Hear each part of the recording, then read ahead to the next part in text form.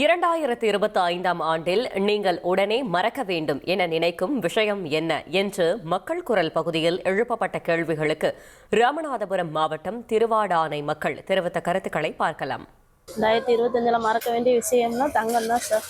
இன்னைக்கு தங்கம் 60,000 இருந்து இன்னைக்கு 1,00,000 ரூபாயை தாண்டி போகுது.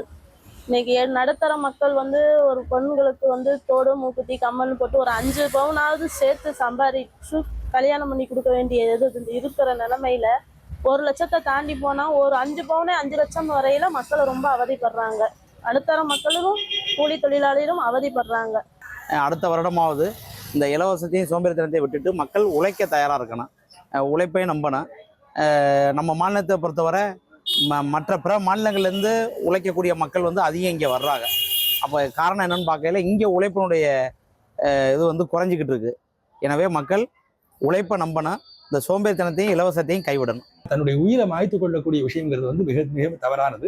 அந்த விஷயம் திருப்பரங்குன்றத்தில் நடந்தது, ஒரு உயிர் தான் போயிருக்குன்னு நினைக்காம அது மறக்கப்பட வேண்டிய விஷயமா நான் கருதுறேன்.